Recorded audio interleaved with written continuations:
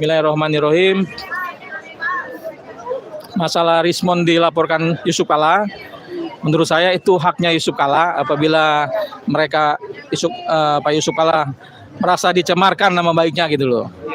Tapi yang saya sayangkan itu ketika isu ini beredar, Rismonnya tidak kasih bantahan kalau itu bukan dia gitu loh. Itulah yang menjadi permasalahan hari ini, sehingga kawan-kawan bahkan tokoh-tokoh yang disebutkan namanya merasa namanya dicemarkan gitu loh. Alangkah lebih baik menurut saya Bang Rismon kasih pendapat, kasih pandangan. Apabila itu memang bukan Bang Rismon, tolong dikasih pandangannya sehingga tidak lebih kisruh gitu loh. Sekarang kayaknya melipir ke Abraham Samad, ya. Itu kira-kira apa bisa menjelaskan gitu? Kenapa sih kok bisa nyambung ke Abraham Samad? Karena gini, kalau menurut saya siapapun ya warga negara Indonesia untuk memperjuangkan kebenaran gitu loh, semuanya berhak gitu loh. Bukan hanya Abraham Samad, bahkan Prabowo pun berhak mempunyai kewajiban gitu loh. Maupun Pak Yusuf Kalla, Pak Said Didu, Pak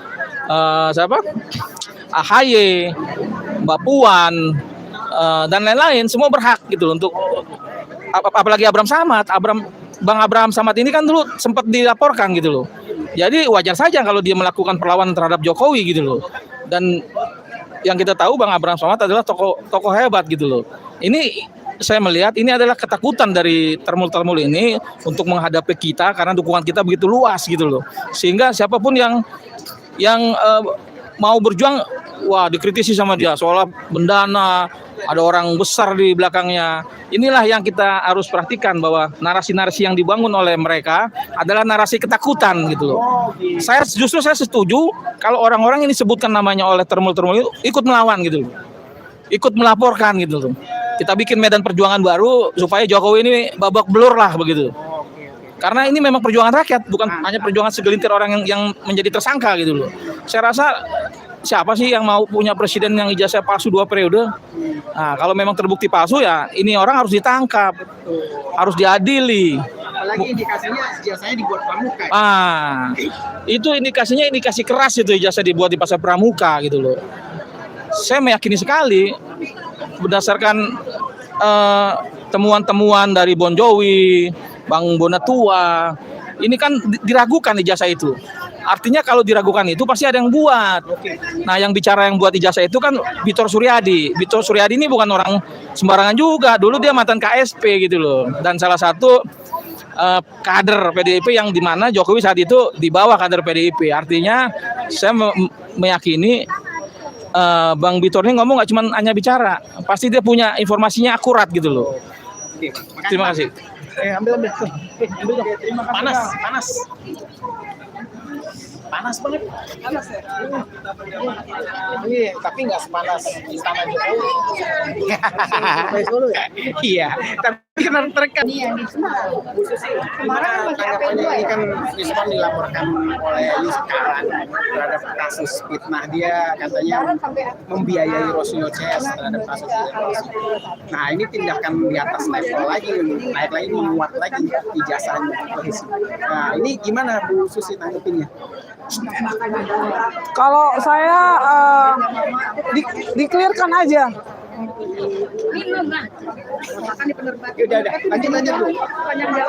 Di-clearkan aja karena kalau suatu kebohongan akan terungkap sendiri gitu. Jadi kalau umpamanya berita yang nggak betul, nggak nyata, ya akan tahu juga bagus-bagusnya bungkusan, pasti isinya akan terbuka. Jadi siapa yang benar, siapa yang nggak bisa dibuktikan kayak gitu aja. Jadi kejujuran nomor 1. Sesuai dengan logonya KPK. KPK bilang jujur itu hebat, tapi saya nggak tahu sekarang KPK itu masih jujur apa enggak. Banyak bohongnya dong. Ya saya nggak tahu karena logonya kan jujur itu hebat gitu kan, ditaruh di atas paling tinggi. Tapi ternyata banyak orang-orang yang koruptor nggak ditangkepin, Malah penjara nggak dibebaskan, ditangkepin. tahanan rumah. Orang-orang yang koruptor triliunan malah ongkang-ongkang kaki di rumah masing-masing, itu kan udah bukan jujur itu hebat. Jujur, Balik lagi ke Yusuf Kala tadi. ah, Sebegitu mudahnya ya para pejabat memberikan biaya gitu terhadap suatu gerakan. dari mana uangnya? Kalau umpamanya uang dari hasil rampokan jarahan nikel mungkin bisa gitu kan. Ini kan nikel dijarah sama oligarki.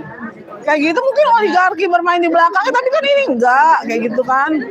Jadi gini aja lah, kita istiqomah pada kejujuran, pada kebenaran. Jangan sampai Indonesia itu hancur gara-gara satu atau dua orang. Itu aja Pak. Terima kasih. Semoga Indonesia baik-baik aja. Oke, Ah. terima kasih. Oma, Boleh sedikit ya. Oma sedikit Oma ya. Iya.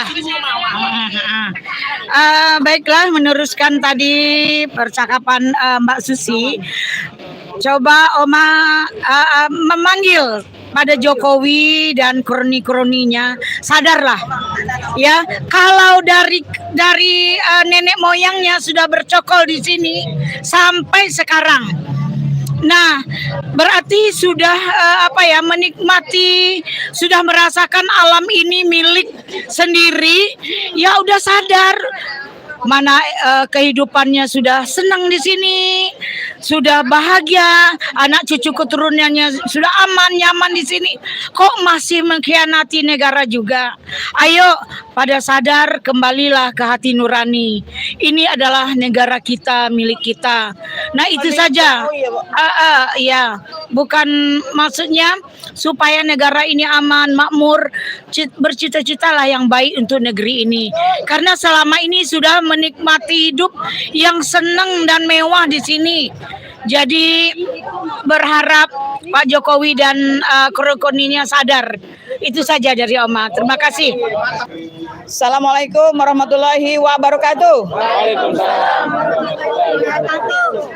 Hari ini kita KNPRI, betul, Koalisi Nasional Perempuan Indonesia bersama Forum Aksi ya, dan Bang Rustam. Bang Rustam adalah korlap kita tanggal 16 April 2025 dalam agenda kita waktu itu ini ya, bukan geruduk sih istilahnya, apa ya, sawalan apa-apalah waktu itu ya. Geruduk aja lah. Geruduk UGM dan kediaman Bapak Jokowi. Yang saya ingat hari itu tujuan kita adalah final attack. Final attack maksudnya adalah ketika kita sudah di rumah Bapak Jokowi, kemudian Bapak Jokowi memperlihatkan ijazahnya, case close, betul? Betul. Ya, di sini ada juga Bang Yani ya, jauh-jauh dari Bandung. Maksudnya case close itu adalah, oh ternyata betul nih Pak Jokowi punya ijazah. Betul nggak Ibu-Ibu, Bapak-Bapak? Betul. Ternyata sesampai kita di UGM yang pertama, data-data yang diminta itu sama sekali tidak dikeluarkan, nol. Data-data yang diminta tidak ada yang dikeluarkan ya. Satu, boro-boro mau ijazah, ada skripsi ya, kemudian media juga tidak boleh masuk dan sebagainya. Wah itu seru banget. Dilanjutkan dengan di rumah Bapak Jokowi, betul ya? Betul. Tujuan kita Bapak dengan baik-baik, yang masuk Ibu Kurnia, Bang DHL, Kang Riza Fadila, minta ditunjukkan ijazah Bapak Jokowi. Sampai di situ boro-boro ditunjukkan ya. Pak Jokowi malah ngomong gini, wah masalah ijazah aja kok dibesar-besarin, kan bisa ngomong langsung, begitu katanya. Padahal kan yang namanya keresahan kita tentang ijazah Bapak Jokowi itu sudah bertahun-tahun dan sudah memakan korban, 2 orang udah dipenjara, betul nggak? Betul. Nah, dalam rangka upaya kita, ya karena ini adalah kasus yang besar, dalam rangka upaya kita untuk kalau bisa besok itu memfinalkan ya. Saya ada satu nanti rumusan di terakhir acara yang akan kita tantangkan kepada Bapak Jokowi.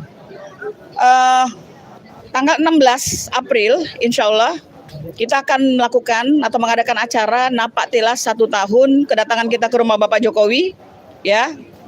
Bang capek nggak dulu Bang ke Bapak Jokowi itu Bang? Wah, nggak ada capeknya kalau buat Keren ya. Dan itu sangat singkat ya waktu itu ya gitu ya. Itu luar biasa. Itulah kalau perjuangan kita lillahi ta'ala ya, semua dimudahkan. 16 April jangan tidak hadir. Tempatnya akan kita infokan karena mengenai tempat ini sangat sensitif. Bisa aja kita udah tentukan satu tempat, kemudian kita dikejar lagi jadi batal. Jadi nanti tunggu update-nya dari kita. Insya Allah kita akan mengadakan acara reuni. Nah, kalau 212 ada reuni, kita sekarang melakukan reuni napak tilas kunjungan ke Bapak Jokowi dalam rangka pemburu ijazah Bapak Jokowi, betul? Betul. Jadi ibu-ibu saya tanya, ijazah Bapak Jokowi asli apa palsu? Palsu. Bukan saya loh yang ngomong. Palsu. Nanti tanggal 16 juga kita akan menantang Bapak Jokowi. Tantangannya tunggu tanggal 16 ya. Jadi jangan nggak hadir karena ini adalah momen yang sangat penting untuk negara ini. Insya Allah kita juga akan menghadirkan orang-orang yang disebut-sebut mendanai kegiatan kita. Betul ya? Terakhir-terakhir ini kan ada kan isu-isunya kan? Iya. Padahal tadi jam 10 ya. Penasihat hukum dari Bapak JK Yusuf Kala sudah melaporkan Rismon si omon-omon ya. Rismon itu sudah dilaporkan karena apa? Dia di dalam satu videonya walau alam itu benar atau enggak, AI atau bukan, disebutkan bahwa ada dana mengalir dari Pak JK. Kan kita itu kalau ngomong harus bertanggung jawab, betul ya? Semua omongan kita ada pertanggungjawabannya. Kalau tidak di dunia, maka di akhirat. Ya, demikian hari ini kami mengundang tanggal 16 April. Tunggu update-nya dari kami kepada seluruh masyarakat ya, bukan hanya yang terlibat dalam pemburuan ijazah Bapak Jokowi ini. Hal yang menarik mungkin akan disampaikan oleh Bang Rustam. Lanjutin dulu aja. Enggak dong, udah dong, gua dong. Oke. Siapa yang mau kita datangin besok tanggal 16? Bismillahirrahmanirrahim. Assalamualaikum warahmatullahi wabarakatuh. Waalaikumsalam. Ini saya bersama Mama KNPRI. Yang satu bus waktu itu ya kita Bang ya? Nah, yang satu bus membersamai gerakan memburu ijazah palsu Jokowi dikomandoi oleh Bu Mary. Hari ini kami insya Allah akan mengadakan 1 tahun perjuangan pemburu ijazah palsu Jokowi yang pada saat itu tanggal 16 April tahun 2025 kami berkunjung ke UGM dan ke rumah Jokowi. Pada tanggal 16 nanti insya Allah kami akan mengajak seluruh elemen masyarakat baik aktivis, purnawirawan, pejuang demokrasi, mahasiswa ataupun rakyat biasa untuk hadir membersamai ini.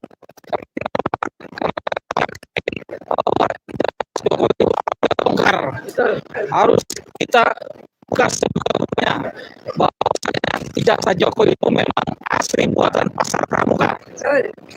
Dan orang-orang yang pembuat itu akan kami laporkan juga ke Mabes Polri supaya apa? Supaya ini bukan hanya selembar kertas, tapi ini ada kegiatan politik yang negatif gitu loh. Tidak boleh lagi terjadi di negara ini. Nah, pada tanggal 16 nanti kami dengan dana dari rakyat untuk rakyat, dana dari sumbangsih pejuang-pejuang akan membuktikan kepada Jokowi dan relawan Jokowi dan YouTuber Jokowi bahwa kami berjuang karena kami punya militansi. Kami tidak ada bohir di belakang. Tanpa perlu aliran dana. Bohir besar, orang besar. Bahwasanya kemarin kami lihat pertemuan Jokowi dengan elemen-elemennya, saya meyakini itu di hotel mewah itu pasti ada bohirnya. Pasti ada orang besarnya, yaitu Joko Widodo yang berijazah palsu. Dengan dana yang patung-patungan ini, insya Allah kami akan buktikan bahwa kami dapat melawan Jokowi dari anggaran dari rakyat untuk rakyat. Dan insya Allah kami akan mengundang tokoh-tokoh yang namanya disebutkan oleh termul-termul seperti Pak Yusuf Kalla, ya, seperti Ibu Puan, Ibu Puan, Bapak AHY, Jenderal Inisial SS. kami juga mengundang Habib dan Rizik. Habib Rizik kami juga mengundang.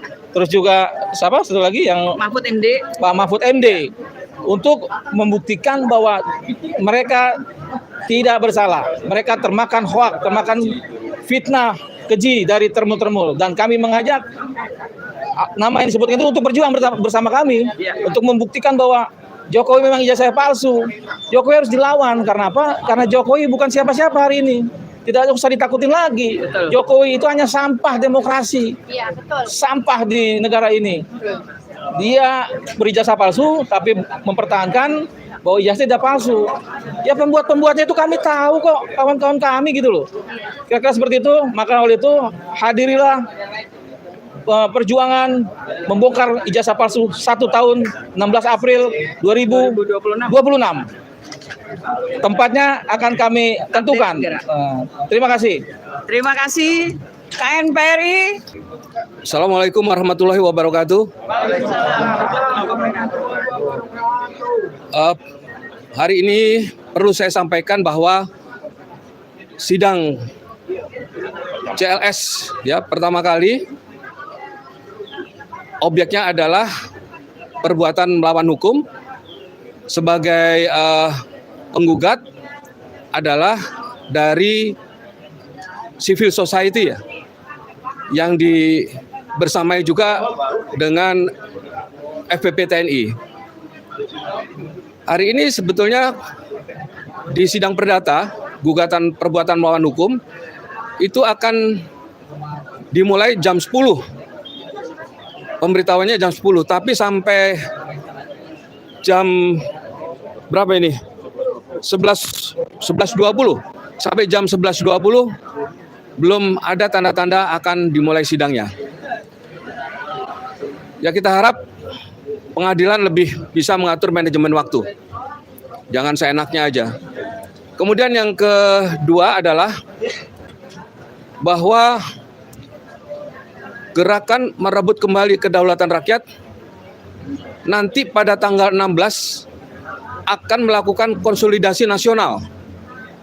Di mana di dalam acara konsolidasi nasional itu kami akan memperingati perjalanan atau tapak tilas kami pada waktu itu ya ke Solo, ke tempatnya Pak Jokowi dan ke UGM. Jadi kita sudah 1 tahun ini melakukan verifikasi terhadap ijazah Jokowi, baik itu ke UGM maupun ke Pak Jokowi sendiri, sudah 1 tahun. Jadi tanggal 16 itu nanti kami akan konsolidasi dengan civil society yang tergabung dalam wadah gerakan merebut kembali kedaulatan rakyat. Dan gerakan ini tentu akan kami lanjutkan terus sampai ada satu proses pengadilan yang dapat memutus asli atau tidaknya ijazah Pak Jokowi. Pengadilan pun tidak boleh ragu ketika bukti-bukti ijazah itu harus menjadi bukti yang diserahkan ke pengadilan.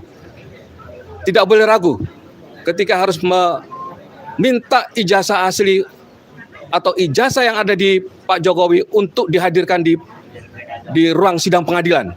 Dan itu hakim mempunyai kewenangan penuh untuk meminta itu. Jadi hakim jangan juga takut atau melihat situasi seperti ini. Dan kami harap hakim benar-benar mempunyai putusan yang adil. Tidak lagi melihat orang-orang yang berperkara ini siapa. Kami tentu sebagai gerakan yang akan tidak berhenti sampai dengan putusan pengadilan memberikan putusan yang seadil-adilnya. Jadi kita akan ikuti dari tingkat pertama kasasi Maaf, tingkat pertama banding, kasasi, dan peninjauan kembali. Kita akan ikuti itu. Dan kita akan laksanakan proses peradilan dari tingkat pertama, banding, kasasi, dan peninjauan kembali. Terima kasih. Saat ini kan rencananya akan digelar sidang perdana nih Pak ya. Ini persiapannya apa dan bisa diulas kembali tidak Pak? Ini gugatannya apa aja Pak? Gugatannya, jadi gini, di persidangan pertama hari ini, proses persidangan perdata, gugatan kami dari CLS ini adalah perbuatan melawan hukum.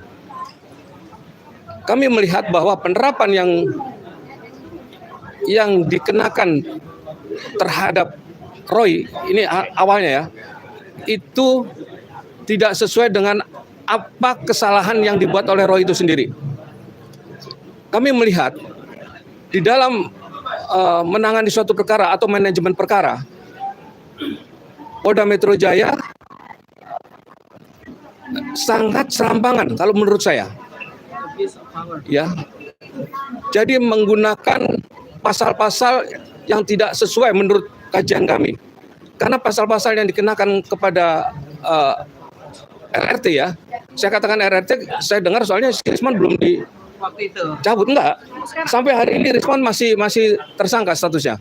Jadi RRT. Jadi sampai hari ini ya mengenai penetapan tersangka terhadap RRT itu menggunakan pasal-pasal yang diatur dalam Undang-Undang Nomor 11 tahun 2028. Tahun 2008. Jadi yang disangkakan adalah pasal 27, 28 ayat 1, 32 dan 35. Tentu ini menjadi persoalan buat kami semua karena pasal-pasal, kalau saya katakan pasal-pasal yang disangkakan terhadap RRT ini adalah pasal-pasal selundupan ya, yang harusnya tidak bisa dikenakan ke mereka. Karena apa? Mereka ini kan peneliti. Mereka ini peneliti. Apakah seorang peneliti bisa dikenakan dengan pasal-pasal yang diatur di dalam Undang-Undang 11 tahun 2008? Mereka melakukan penelitian itu sesuai dengan keahlian, pendidikan, latar belakang. Jadi bukan sembarangan orang yang melakukan penelitian tanpa didasari dengan keahlian. Pertanyaannya sekali lagi, apakah seorang ahli, seorang peneliti bisa dikenakan dengan Undang-Undang ITE yang pasalnya saya sebutkan tadi? Ini persoalan yang harus kita selesaikan. Ini persoalan yang harus kita dudukkan dalam koridor pasal-pasal yang benar, bukan asal menentukan pasalnya, tetapi ada indikasi ya untuk membela seseorang. Kalau ada indikasi untuk membela seseorang, tentu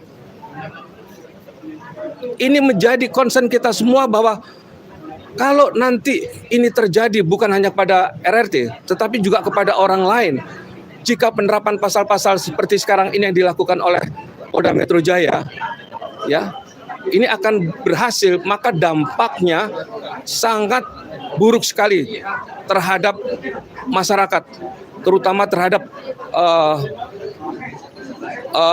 peneliti-peneliti atau ahli-ahli yang mengadakan atau mengkaji suatu persoalan yang akan diungkapkan di dalam kepentingan masyarakat secara keseluruhan. Demikian dari saya. Ada lagi? Sekali lagi ya, jadi kita ulangi Bapak untuk mengundang tanggal 16 April. Jadi tanggal 16 April, saya ulangi ya, tanggal 16 April kami akan melakukan konsolidasi nasional. Ya, GMKR ya. Kami dalam hal ini adalah GMKR akan melakukan konsolidasi nasional. Tempatnya di mana nanti akan diberitahu. Nanti wartawan juga akan kita undang.